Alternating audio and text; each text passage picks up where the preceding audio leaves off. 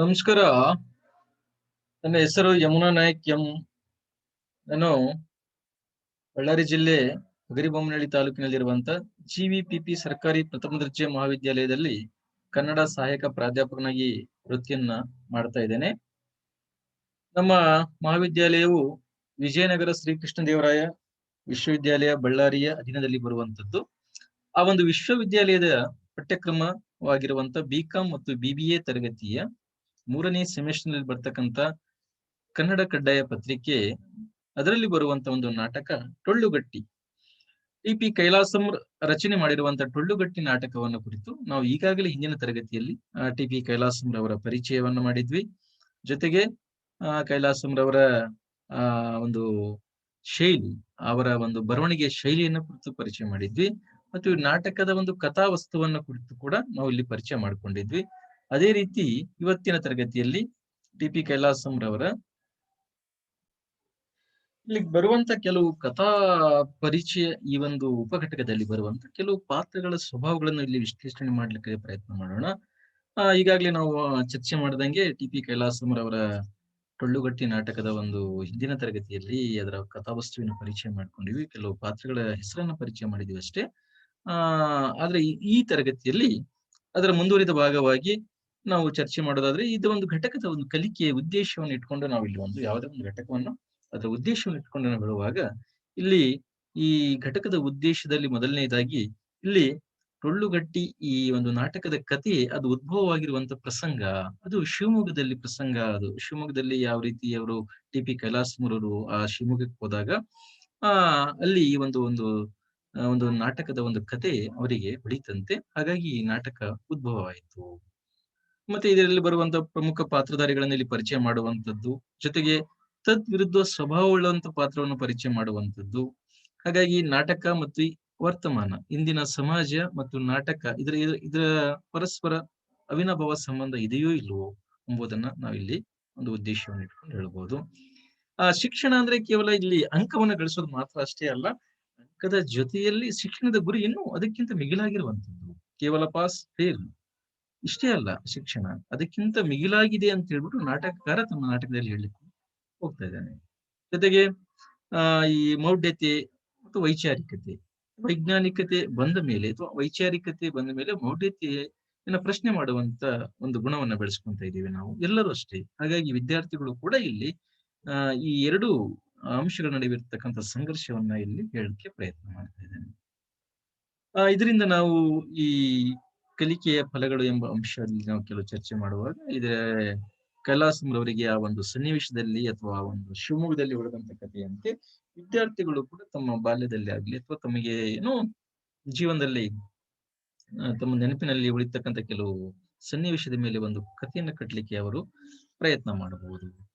ಹಾಗೆ ಇಲ್ಲಿ ನಾಟಕದಲ್ಲಿ ಬರುವಂತ ಪಾತ್ರಧಾರಿಗಳು, ಅದರಲ್ಲಿ ಒಂದೇ ಮನೆಯಲ್ಲಿ ಹುಟ್ಟಿರ್ತಕ್ಕಂಥ ಅಣ್ಣ ತಮ್ಮಂದ್ರು ಕೂಡ ಪರಸ್ಪರ ವಿರುದ್ಧ ಗುಣವನ್ನು ಹೊಂದಲಿಕ್ಕೆ ಕಾರಣ ಯಾವುದು, ಹಾಗೆ ಮತ್ತು ಶಿಕ್ಷಣದ ಉದ್ದೇಶ, ಗುರಿ, ಇವುಗಳನ್ನ ಇಲ್ಲಿ ನಾವು ಚರ್ಚೆ ಮಾಡ್ಲಿಕ್ಕೆ ಹೋಗ್ತೀವಿ.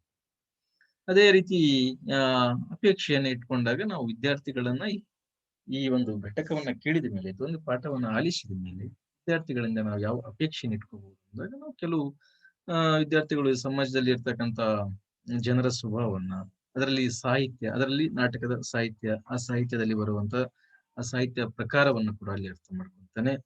ರಂಗಭೂಮಿ ಅಂದ ತಕ್ಷಣ ಫಿಲಂ ಇವತ್ತು ಬಂದಿದೆ, ಅದೇ ಧಾರಾವಾಹಿಗಳು ಬಂದಿದ್ದಾವೆ. ಈ ಒಂದು ಧಾರಾವಾಹಿ ನಿರ್ಮಾಣ ಮಾಡ್ಲಿಕ್ಕೆ, ಒಂದು ಸಿನಿಮಾ ತಯಾರಾಗ್ಲಿಕ್ಕೆ ಅಥವಾ ನಾಟಕ ರಚನೆಯಾಗಿ ನಾಟಕ ಪ್ರದರ್ಶನ ಆಗ್ಲಿಕ್ಕೆ ಅದ್ರ ಹಿಂದೆ ಎಷ್ಟು ಶ್ರಮ ಇದೆ ಆ ನಾಟಕಕಾರನ ಹಿಡಿದು ಆ ಕಲಾವಿದರಲ್ಲಿ ಅನ್ನೋದನ್ನು ಇಲ್ಲಿ ಸ್ವಲ್ಪ ವಿದ್ಯಾರ್ಥಿಗಳಲ್ಲಿ ಮನವರಿಕೆ ಮಾಡ್ಲಿಕ್ಕೆ ಈ ಒಂದು ಘಟಕದಲ್ಲಿ ನಾವು ಮನವರಿಕೆ ಮಾಡಬಹುದು. ನಾವಿಲ್ಲಿ ನಾಟಕಕ್ಕೆ ನಾವು ಈ ಪಾತ್ರಧಾರಿಗಳನ್ನು ನಾವು ಪರಿಚಯ ಮಾಡ್ಲಿಕ್ಕೆ ಹೋದಾಗ, ಆರಂಭದಲ್ಲಿ ಬರುವಂತವರು ಈ ಗುಂಡೂರಾಯ ಮತ್ತು ಸುಬ್ಬಾಚಾರ್ ಅಂತಕ್ಕಂಥ ಎರಡು ಪಾತ್ರಧಾರಿಗಳು. ಇವರು ಆ ನಾಟಕದ ಆರಂಭದಲ್ಲಿ ಬಂದು ಈ ನಾಟಕ ಹುಟ್ಟಿದ ಹಿನ್ನೆಲೆಯ ಜೊತೆಯಲ್ಲಿ ಒಬ್ಬ ನಾಟಕಕಾರನು ನಾಟಕ ರಚನೆ ಮಾಡಿದ ಮೇಲೆ ಆ ನಾಟಕವನ್ನ ಒಂದು ಡೈರೆಕ್ಟರ್ ಆದವನು, ನಿರ್ದೇಶಕ ಯಾವ ರೀತಿ ಅದನ್ನ ಪ್ರೇಕ್ಷಕರಿಗೆ ಮುಟ್ಟಿಸ್ಲಿಕ್ಕೆ ಪ್ರಯತ್ನ ಮಾಡ್ತಾನೆ, ಆ ಪ್ರೇಕ್ಷಕರಿಗೆ ಮುಟ್ಟುವ ಒಂದು ವಿಧಾನ ಅಥವಾ ಮಾಧ್ಯಮ ಹೇಗಿರುತ್ತೆ ಅನ್ನೋದನ್ನ ಇಲ್ಲಿ ಬಹಳ ಸೂಕ್ಷ್ಮವಾದಂತ ಚರ್ಚೆ ಮಾಡ್ಲಿಕ್ಕೆ ಪ್ರಯತ್ನ ಮಾಡ್ತಾರೆ. ಯಾಕಂದ್ರೆ ಇದು ಆಧುನಿಕ ರಂಗಭೂಮಿ ಮತ್ತು ಪ್ರಾಚೀನ ರಂಗಭೂಮಿಯ ಮಧ್ಯದಲ್ಲಿ ಏನಿದೆಯಲ್ಲ ಗ್ಯಾಪ್, ಈ ಆಧುನಿಕ ಈ ದೃಕ್ ಶ್ರವಣ ಉಪಕರಣಗಳು ಬಂದ ಮೇಲೆ ಈ ಪ್ರಾಚೀನ ಹಳೆಯ ರಂಗಭೂಮಿ ಇದೆಯಲ್ಲ, ಅದು ಯಾವ ರೀತಿ ತನ್ನ ಗತಿಯನ್ನ ದಿಕ್ಕನ್ನ ಬದಲಾಯಿಸಿತು ಅನ್ನೋದನ್ನ ಈ ಇಬ್ಬರು ಪಾತ್ರಧಾರಿಗಳು ಆರಂಭದಲ್ಲಿ ತೋರಿಸ್ಲಿಕ್ಕೆ ಪ್ರಯತ್ನ ಮಾಡಿದ್ದಾರೆ. ಹಾಗೆ ಹಿರಿಯಣ್ಣಯ್ಯ ಮತ್ತು ಭಾಗೀರಥಮ್ಮ ಈ ನಾಟಕದಲ್ಲಿ ಬರುವಂತ ಪ್ರಮುಖ ಪಾತ್ರಧಾರಿಗಳು. ಮಾದು, ಪುಟ್ಟು ಅವರ ಇಬ್ಬರ ನಡುವೆ ಕಟ್ಟಿರ್ತಕ್ಕಂಥ ಒಂದು ಕತೆ. ಆ ಈ ಮಾದು ಮತ್ತು ಪುಟ್ಟುವಿನ ತಂತಾಯಿಗಳು ಹಿರಿಯಣ್ಣಯ್ಯ ಮತ್ತು ಭಾಗೀರಥಮ್ಮ. ಹಿರಿಯಣ್ಣಯ್ಯ ಅನ್ನೋದು ಒಬ್ಬ ಸರ್ಕಾರಿ ನೌಕರನಾಗಿರ್ತಾನೆ. ಸರ್ಕಾರಿ ನೌಕರನಾದವನು ತನ್ನ ಮಕ್ಕಳು ಕೂಡ ಸರ್ಕಾರಿ ನೌಕರಿಗೆ ಹೋಗ್ಬೇಕು, ಚೆನ್ನಾಗಿ ಓದ್ಬೇಕು ಅಂತಕ್ಕಂಥ ಆಶಾಭಾವನೆ ಇರ್ತಕ್ಕಂಥ ವ್ಯಕ್ತಿ. ಆದ್ರೆ ಓದು ಓದು ಓದು ಅನ್ನೋದು ಕೇವಲ ಮಕ್ಕಳನ್ನ ಬಲವಂತ ಮಾಡೋದು ಕೂಡ ತಪ್ಪು ಅನ್ನೋದನ್ನ ಇವರ ಪಾತ್ರ ಮತ್ತು ಇವನು ಇಷ್ಟಪಡುವಂತ ಇವರ ಪ್ರೀತಿಯ ಮಗ ಪುಟ್ಟುವಿನ ಕೈಲಿ ಹೇಳಲಿಕ್ಕೆ ಪ್ರಯತ್ನ ಮಾಡಿದ್ದಾರೆ. ಭಾಗೀರಥಮ್ಮ ಸ್ವಲ್ಪ ಕಾಯಿಲೆ ಬಿದ್ದಂತ ಒಬ್ಬ ಹೆಂಗಸು. ಅದರಲ್ಲಿ ಜೊತೆಯಲ್ಲಿ ಅವಳಿಗೆ ಒಂದು ಸಣ್ಣ ಕೂಸು ಕೂಡ ಇರುತ್ತೆ. ಅನಾರೋಗ್ಯದಲ್ಲಿರುವಂತ ಈ ತಾಯಿಯನ್ನ ಜೋಪಾನ ಮಾಡಬೇಕು, ನನ್ನ ತಾಯಿ ನನಗೆ ಮುಖ್ಯ, ತಾಯಿಯ ಜೊತೆಯಲ್ಲಿ ಕಲಿಕೆ ಅನ್ನೋ ಒಂದು ಅಭಿಲಾಷೆಯನ್ನು ಹೊಂದಿರತಕ್ಕಂಥ ವ್ಯಕ್ತಿ ಇಲ್ಲಿ ಮಾದು. ಈ ಮಾದು ಮತ್ತು ಪುಟ್ಟು ಹಿರಣ್ಣಯ್ಯ ಮತ್ತು ಭಾಗೀರಥಮ್ಮ. ಹಿರಣ್ಣಯ್ಯನಿಗೆ ಪ್ರಿಯವಾದ ಮಗ ಇಲ್ಲಿ ಪುಟ್ಟು, ಆದ್ರೆ ಭಾಗೀರಥಮ್ಮ ಇಷ್ಟಪಡುವಂತ ಮಗ ಮಾಧು. ಅಂದ್ರೆ ಮಾಧು ಅವನು ಸಮಾಜದಲ್ಲಿ ಯಾವ ರೀತಿ ಬದುಕಬೇಕು, ಬದುಕನ್ನು ಯಾವ ರೀತಿ ಕಟ್ಕೊಳ್ಬೇಕೆಂಬುದನ್ನ ಇಲ್ಲಿ ನಾಟಕಕಾರ ಅವನ ಪಾತ್ರದ ಮೂಲಕ ಹೇಳ್ಕೊಡ್ಲಿಕ್ಕೆ ಪ್ರಯತ್ನ ಮಾಡಿದೆ. ಇಲ್ಲಿ ಮಾಧುವಿನ ಸ್ವಭಾವ, ಅವನು ಯಾವಾಗ್ಲೂ ತಾಯಿ ಸೇವೆ ಮಾಡ್ತಾ ಇರ್ತಾನೆ. ತನ್ನ ತಂಗಿನೋ ತಮ್ಮನೋ ಎಳೆ ಗೂಸು, ಅವಳಿಗೆ ಹಾಲು ತಂದು ಕೊಡೋದು. ಹಾಗಾಗಿ ಓದಿಗೆ ಸಮಯ ಸಿಗದೇನೆ ಫೇಲ್ ಆಗಿರ್ಲಬಹುದು ಒಂದು ಕಾರಣ. ಮತ್ತೆ ಫೇಲ್ ಆಗಿದ್ದಕ್ಕೆ ತಂದೆಯ ಕೋಪಕ್ಕೆ ಗುರಿಯಾಗಿರ್ತಾನೆ. ಮತ್ತೆ ಸಾಹಸಿ ಗುಣ ಇರುತ್ತೆ.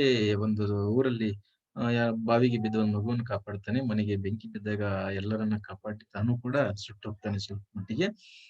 ಹೀಗೆ ಮಾಧುವಿನ ಸ್ವಭಾವ ಸಮಾಜದಲ್ಲಿ ಇಂದಿನ ಶಿಕ್ಷಣ ಪದ್ಧತಿಯ ತದ್ವಿರುದ್ಧ. ಅಂದ್ರೆ ಮಾಮೂಲಿ ನಾವು ಓದು, ಅಂಕ, ಈ ಗ್ರೇಡು, ಮೌಲ್ಯಮಾಪನ ಇದಕ್ಕೆ ಹೊರತಾಗಿಯೂ ಕೂಡ ಇನ್ನು ಇದೆ ಅನ್ನೋದು ಶಿಕ್ಷಣ ಹೇಳ್ಕೊಡುತ್ತೆ. ಆ ಒಂದು ಗುರಿಯನ್ನ ಈ ಹುಡುಗನ ಮೂಲಕ ಮುಟ್ಟಿಸ್ಲಿಕ್ಕೆ ಟಿ.ಪಿ. ಕೈಲಾಸರು ಪ್ರಯತ್ನ ಮಾಡಿದ್ದಾರೆ. ಇಬ್ರು ಮತ್ತು ಅಣ್ಣ ತಮ್ಮ. ಇಲ್ಲಿ ಪುಟ್ಟು ಅವನು ಯಾವಾಗ್ಲೂ ಓದು, ಪುಸ್ತಕ, ನನಗೆ ಈ ಮನೆಯ ಸಂಬಂಧ ಜವಾಬ್ದಾರಿ ಯಾವುದೂ ಇಲ್ಲ, ಆ ಮೂಲಕ ಅವನು ಹೇಳ್ಕೊಂಡು ಹೋಗ್ತಾನೆ. ಬಟ್ ಇವನ್ ಹಂಗಲ್ಲ. ತಾಯಿ ಇದ್ದಾಳೆ, ತಂದೆ, ಅತ್ತೆ ಇದ್ದಾರೆ, ಒಂದು ಸಮಾಜ ಇದೆ, ಅದರ ಮಧ್ಯೆ ನಾವು ಜೀವಿಸ್ಬೇಕು ಅನ್ನೋ ಕೇವಲ ಪುಸ್ತಕ ಅಷ್ಟೇ ಅಲ್ಲ, ಪುಸ್ತಕ ಆಮೇಲೆ ಪುಸ್ತಕದ ಜೊತೆಯಲ್ಲಿ ಸಮಾಜ ಇದೆ ಅನ್ನೋದನ್ನ ಅವನು ಇವರಿಬ್ಬರ ಸ್ವಲ್ಪ ಸ್ವಭಾವವನ್ನ ಇಲ್ಲಿ ಚಿತ್ರಿಸ್ಲಿಕ್ಕೆ ಪ್ರಯತ್ನ ಮಾಡಿದ್ದಾರೆ. ಇಲ್ಲಿ ಪಾತು ಮತ್ತು ನಾಗಮ್ಮ ಇಬ್ರು ಸ್ತ್ರೀ ಪಾತ್ರಧಾರಿಗಳು, ಆದ್ರೆ ಇಬ್ರು ಕೂಡ ತದ್ವಿರುದ್ಧವಾಗಿರ್ತಕ್ಕಂಥ ಸ್ವಭಾವ. ಇಲ್ಲಿ ಪಾತು ಪುಟ್ಟುವಿನ ಮಡದಿ, ನಾಗಮ್ಮ ಹಿರಣ್ಯನ ಸಹೋದರಿ, ವಿಧಿಯಾಗಿರ್ತಾಳೆ, ಗಂಡನನ್ನು ಕಳ್ಕೊಂಡು ತವರು ಮನೇಲಿ ಇರ್ತಾಳೆ. ಆದ್ರೂ ಕೂಡ ಅವಳಲ್ಲಿ ಸಂಪ್ರದಾಯ ಅನ್ನೋದು ಇದೆಯಲ್ಲ, ನಾವು ಹಾಗೆ ಇರ್ಬೇಕು, ಅದರಲ್ಲಿ ಬ್ರಾಹ್ಮಣರ ಮನೆಯಲ್ಲಿ ಯಾವ ರೀತಿ ಒಂದು ಕಟ್ಟಳೆಯನ್ನ ಮೀರಬಾರದು ಅನ್ನೋದು ಕೂಡ ಅವಳ ಒಂದು ವಾದ. ಆದ್ರೆ ಈ ಓದಿರುವಂತ ಹುಡುಗಿ ಪಾತು ಬದಲಾವಣೆ ಆಗುವಂತ ಒಂದು ಸಮಾಜಕ್ಕೆ ಹೊಂದಾಣಿಕೆಯಾಗಿ ಹೋಗ್ಬೇಕೆಂಬುದು ಈ ಪಾತುವಿನ ಪಾತ್ರದ ಮೂಲಕ ಇಲ್ಲಿ ಪರಿಚಯ ಮಾಡ್ಲಿಕ್ಕೆ. ಅವರಿಬ್ಬರ ನಡುವೆ ಯಾವಾಗ್ಲೂ ಕೂಡ ಸ್ವಲ್ಪ ಚರ್ಚೆ ಆಗ್ತಾನೆ ಇರುತ್ತೆ. ಅವಳು ಸಂಪ್ರದಾಯ ಅಂತಿರ್ತಾಳೆ, ಬಟ್ ಇವಳು ಇಲ್ಲ, ನಮ್ಮ ಸಂಪ್ರದಾಯವನ್ನು ದಾಟಬಲ್ಲೆ, ಅಥವಾ ತಂದೆ ಅವಳು ಬೆಳೆದ ರೀತಿ ಹಾಗಿರುತ್ತದೆ. ಹಾಗಾಗಿ ಇವರಿಬ್ಬರ ನಡುವೆ ಯಾವಾಗ್ಲೂ ಸ್ವಲ್ಪ ಚರ್ಚೆ ಆಗ್ತಾ ಇರುತ್ತೆ. ಮತ್ತು ರಾಮಶಾಸ್ತ್ರಿ, ಹಿರಿಯಣ್ಣಯ್ಯ, ಇವರಿಬ್ಬರ ಪಾತ್ರದ ಇವರು ಕೂಡ ತದ್ವಿರುದ್ಧ. ರಾಮಶಾಸ್ತ್ರಿ ಯಾವಾಗ್ಲೂ ಕೂಡ ಮಕ್ಕಳನ್ನ ಅವರಷ್ಟಿಗೆ ಅವ್ರಿಗೆ ಬಿಡ್ಬೇಕು. ಅದಕ್ಕೆ ಅರವಿಂದ್ ಹೇಳ್ತಾನಲ್ಲ, ಮಹರ್ಷಿಯವರು, ಅರವಿಂದ್ ಯಾರು ಯಾರಿಗೆ ಏನನ್ನೂ ಕಲಿಸಲಾರರು, ಆ ಒಂದು ವಾಕ್ಯ, ಆ ಹಿನ್ನೆಲೆಯಲ್ಲಿ ಮಕ್ಕಳನ್ನ ಅವ್ರ ಪಡೆಗೆ ಅವ್ರಿಗೆ ಬಿಡಬೇಕು ಅನ್ನೋದು ರಾಮಶಾಸ್ತ್ರಿಯವರ ವಾದ. ಆದ್ರೆ ಹಿರಣ್ಣಯ್ಯ ಇಲ್ಲ, ಒತ್ತಾಯಪೂರ್ವಕವಾಗಿ ನಾವು ಕಲಿಸ್ಬೇಕು, ನಾವು ಶಿಕ್ಷೆ ದಂಡಂ ದಶಗುಣಂ. ಹೀಗಾಗಿ ಇವರಿಬ್ಬರು ಒಂದೇ ಇಲಾಖೆಯಲ್ಲಿ ಕೆಲಸ ಮಾಡ್ತಕ್ಕಂಥವ್ರು. ಕಸಬಾ ಹೋಬಳಿಯಲ್ಲಿ ರಾಮಶಾಸ್ತ್ರಿಗಳು ಗುಮಾಸ್ತರಾಗಿರ್ತಾರೆ. ಇವರ ಒಂದು ಚರ್ಚೆಯಲ್ಲಿ ಕೂಡ ಈ ನಾಟಕದ ಕತೆ ಮುಂದುವರೆಕೊಂಡು ಹೋಗುತ್ತೆ. ಇಷ್ಟು ನಾವು ಕೆಲವು ಅಂಶಗಳನ್ನು ಚರ್ಚೆ ಮಾಡಿದ ಬಳಿಕ ಕೆಲವು ಪ್ರಶ್ನೆಗಳು. ಹಿರಣ್ಣಯ್ಯನವರು ಪುಟ್ಟುವಿಗೆ ಇಷ್ಟಪಡಲು ಕಾರಣವಾಗಿರುವಂತಹ ಅಂಶ ಯಾವುದು ಇದರಲ್ಲಿ ಅಂದ್ರೆ, ಅವನು ಪಾಸ್ ಆಗಿರ್ತಾನೆ, ಅವನು ಬರೀ ಮುಂದೆ ಪಾಸ್ ಆಗ್ತಾನೆ ಹೋಗ್ತಾನೆ. ಪಾತು ತನ್ನ ತವರಿಗೆ ಹೋಗ್ಲಿಕ್ಕೆ ಕಾರಣವಾದಂತ ಒಂದು ಹಬ್ಬ ಅಂದ್ರೆ ಅದರಲ್ಲಿ ಹಿನ್ನೆಲೆಯಲ್ಲಿ ಕಥೆಯಲ್ಲಿ ಸ್ವಲ್ಪ ಬರುತ್ತೆ, ಅದು ಪಂಚಮಿ ಅಂತ ಹೇಳ್ಬಿಟ್ಟು. ಹಾಗೆ ಮಾಧವಿಗೆ ಹೊಗಳಿ ಹಿರಣ್ಯನವರಿಂದ ತೆಗಳಿಸಿಕೊಂಡ ವ್ಯಕ್ತಿ ಈಗಾಗಲೇ ಹೆಸರು ಹೇಳಿದ್ವಲ್ಲ, ರಾಮಶಾಸ್ತ್ರಿಗಳು. ಪಾತ್ರ ಜೊತೆ ವಾಗ್ವಾದಕ್ಕೀಡತಕ್ಕಂಥವಳು ಅಥವಾ ಜಗಳಕ್ಕೆ ಬಂದಂತಕ್ಕಂಥವ್ರು ಯಾರು ಅಂದಾಗ ನಾಗಮ್ಮ. ಹಾಗೆ ಹಿರಣ್ಯಯ್ಯನವರು ಯಾವಾಗ್ಲೂ ಮಡದಿ ಮೇಲೆ ಸ್ವಲ್ಪ ಕೋಪ ಮಾಡ್ಕೊಳ್ತಿರ್ತಾರೆ. ಇದಕ್ಕೆ ಕಾರಣವಾದಂತ ವಿಷಯ ಅಂದ್ರೆ ಯಾವಾಗ್ಲೂ ಕೂಡ ಅವ್ರ ಹಾಸಿಗೆಲೆ ಮೇಲೆ ನರಳ್ತಾ ಇರ್ತಕ್ಕಂಥದ್ದು. ಹೀಗೆ ಈ ಒಂದು ಘಟಕಕ್ಕೆ ಸಂಬಂಧಪಟ್ಟಂತೆ ನೀವು ಕೂಡ ಕೆಲವು ಪುಸ್ತಕಗಳನ್ನ ಲೈಬ್ರರಿಯಲ್ಲಿ ಓದಬೇಕು. ಆ ಕೆಲವು ಪುಸ್ತಕಗಳನ್ನ ಇಲ್ಲಿ ಡೀಟೇಲ್ ಕೊಟ್ಟಿದ್ದೀನಿ. ಅಷ್ಟು ಈ ಒಂದು ಘಟಕದಲ್ಲಿ ನಾವು ಇಲ್ಲಿ ಚರ್ಚೆ ಮಾಡಿದ್ವಿ. ಇನ್ನು ಮುಂದುವರೆದು ಇನ್ನು ಕೆಲವು ಪಾಯಿಂಟ್‌ಗಳನ್ನ ಮುಂದಿನ ಘಟಕದಲ್ಲಿ ನಾವು ಚರ್ಚೆ ಮಾಡೋಣ.